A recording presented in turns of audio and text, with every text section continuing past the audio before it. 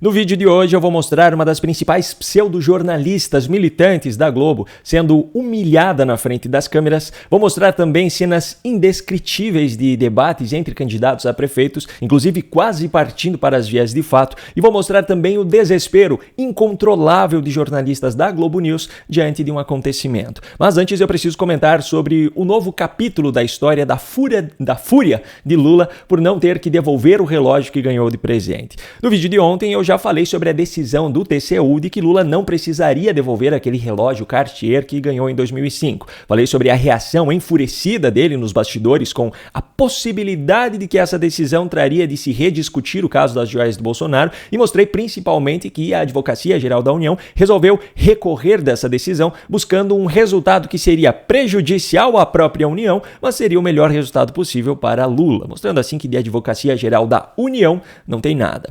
Agora, saiu um novo capítulo dessa história. O diretor-geral da Polícia Federal afirmou que a decisão do TCU não vai interferir na investigação sobre as joias recebidas pelo ex-presidente Bolsonaro. Eu poderia até fazer uma análise técnica sobre essa declaração, com base nas limitações do meu conhecimento, é claro, mas em vez disso, vou fazer algo ainda melhor. Vou apenas relembrar aqui quem é o cidadão que fez essa declaração. Quem afirmou que a decisão do TCU não beneficiará em nenhuma hipótese Bolsonaro foi Andrei Rodrigues, nomeado por Lula para ser diretor-geral da Polícia Federal depois de ter sido chefe da segurança do próprio Lula na campanha de 2022 e de também já ter trabalhado na campanha de Dilma Rousseff. O singelo sorriso no rosto dele ao aparecer nas fotos ao lado do presidente é encantador, não é mesmo? Outro assunto que eu preciso comentar brevemente é o fim do romance entre Lula e Ortega, o presidente de Nicarágua. Digo, o ditador de Nicarágua. O não comparecimento a um evento para o qual foi convidado fez com que o ditador de Nicarágua expulsasse o embaixador brasileiro do país. Em resposta, o governo Lula decidiu expulsar a embaixadora nicaragüense do Brasil. O Estadão, um dos donos da verdade no Brasil, já que possui a agência de checagem de fatos, publicou uma matéria com a seguinte manchete: como Lula e Daniel Ortega foram de aliados ideológicos à expulsão mútua de embaixadores. Os dois conheceram na época da Revolução Sandinista nicaragüense e se mantiveram próximos por questões políticas, mas a escalada autoritária de Ortega congelou os contatos com o Brasil. Pois é, veja como o mundo dá voltas. Me permita voltar aqui ao ano de 2022. TSE proíbe fake news que associam Lula à ditadura da Nicarágua. Na ocasião, o ministro Paulo Tarso Sanseverino, do TSE, vetou publicações nas redes sociais que associavam Lula a Ortega, alegando que configurava propagação de fake news e ofensa à honra de Lula. Coincidentemente, Paulo de Tarso Sanseverino, falecido em 2023, havia sido indicado ao STJ em 2010 por Lula, mas é só coincidência. Agora, diante dessa contradição, a pergunta que eu faço é: qual das duas verdades é mais verdadeira? A do Estadão ou a do TSE? Bom, falando em verdades absolutas que ninguém pode ousar questionar, eu preciso trazer agora o próximo assunto. Os militantes da Globo News estão descontrolados diante do resultado das eleições dos conselheiros do Conselho Federal de Medicina para os próximos 5 anos. Veja essa cena. É muito impressionante, foi impressionante em 2022, como tantos médicos apoiaram Jair Bolsonaro. Né?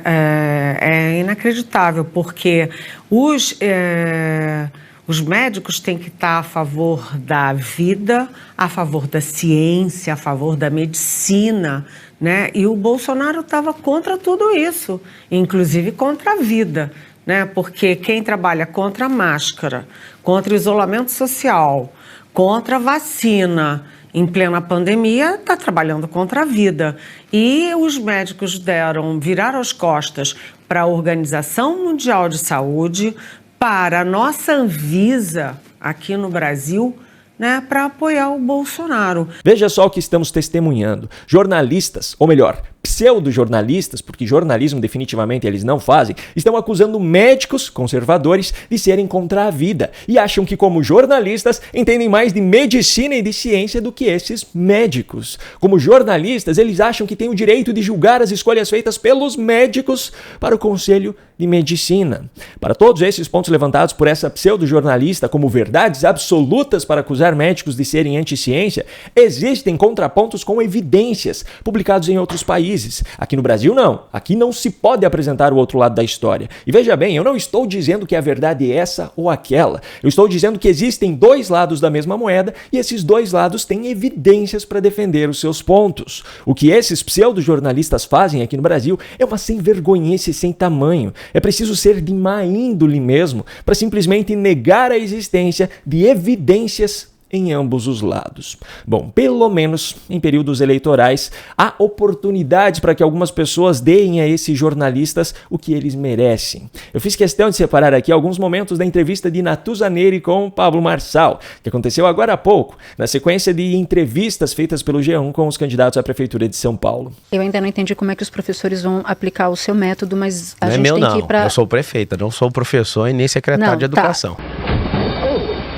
Então o senhor dá garantia para o eleitor que o senhor vai saber cuidar deles se eleito for? Então, cada um tem que cuidar da própria vida. Eu vou prestar suporte para vocês terem uma vida menos sofrida e para todo mundo prosperar. Eu não garanto que eu vou cuidar de todo mundo, porque isso não é papel do prefeito. O prefeito ele tem que fazer o quê? Ele tem que devolver benefícios para todo mundo. O político, ele tem um tipo de escola de acordo com o seu caráter. Por exemplo, o Lula, que sempre foi um militante, sempre foi alguém que sempre agiu com improdutividade, transformou o ensino superior numa coisa improdutiva e militante, é de acordo com o caráter dele. Por exemplo, o Henrique Cardoso, que era acadêmico, ele fez só 1 ou 2 faculdades federais. O Lula, que é quase analfabeto, ele fez o quê? Ele fez quase 20, mas para quê? Para desenvolver a militância, que levou ele ao poder. E ainda teve mais uma, que eu fiz questão de separar aqui. Se eventualmente o senhor não for para o segundo turno, o senhor apoiaria quem? Não vai ter segundo turno. E já que está acabando, eu queria aproveitar, Natuza, a gente se conheceu no negócio do Rio Grande do Sul, eu queria te fazer uma pergunta, até para a gente terminar esse assunto. Você acabou, num programa de televisão, fazendo uma... Eu quero deixar em aberto aqui, eu nem vou adjetivar o que você fez, mas eu acredito que foi um pouco fora da realidade falar que eu fiz fake news por conta de Paulo Pimenta e tudo, e foi comprovado pelo SBT, pelo governador do estado de Santa Catarina. Eu queria saber se você sustenta aquilo que você falou da minha pessoa, né, que eu produzi fake news, ou se você, né, de alguma forma vê que aquilo foi um erro, que eu quero até remover o processo que eu fiz contra a Rede Globo e a sua pessoa, porque eu não tenho interesse em levar isso adiante. Candidato, a gente precisa realmente, senão o senhor vai acabar tendo um tempo maior do que os outros, isso não é justo. Você se arrepende ou não de ter falado? Porque para mim está tudo bem. Está mantido e o tema é eleição. Candidato, o tema não sou eu. Infelizmente, é porque prejudica, o tema sou eu. Você falou de mim, aí o tema prejudica a minha pessoa na eleição. Sim, eu sei, candidato, mas a gente está falando de propostas. Tá bom. Tá? O que foi dito está mantido. Eu já disse isso outras vezes e faço questão de repetir. Se Pablo Marçal seria um bom prefeito, ou até mesmo presidente, como ele ainda pretende ser, tem muita coisa a ser discutida. Mas um fato é indiscutível. Ele é o candidato que a imprensa merece. Aliás, não apenas a imprensa, mas também os outros candidatos merecem nos debates. No debate realizado na Band ontem à noite, ele largou os seus coices em conjunto. Obrigado pela pergunta. Minha proposta número 1 é tirar você da prefeitura. A número 2 é fazer o Boulos, se ele tiver sonho de ser prefeito, mudar de cidade, que aqui nessa cidade, enquanto eu estiver na política, ele nunca vai sentar essa bunda dele nessa cadeira de prefeito. Mas o principal alvo era mesmo Guilherme Boulos, não tem jeito. Se você quiser uma merda de Venezuela, olha a cara daquilo ali, ó. Dá uma olhada naquela cara daquele comedor de açúcar ali. Continua acreditando nisso. Esse é o apoiador de Hamas, de grupo terrorista. A pergunta vai pro Boulos. Olha, Marçal, é impressionante. Mas a cena mais curiosa, se é que eu posso classificar assim, dos debates realizados pela Band, é a que vem agora. Em Teresina, Piauí, o atual prefeito e o candidato do PSOL já estavam querendo mudar a modalidade de disputa. Candidato Francinaldo, o senhor tem 1 minuto. Que é isso? Não, eu estou dizendo. Não. Estou dizendo que ele ficou me cuspindo. Agora eu quero saber a sua opinião sobre todas essas cenas que eu mostrei. Me conta aqui nos comentários. Um grande abraço e até a próxima.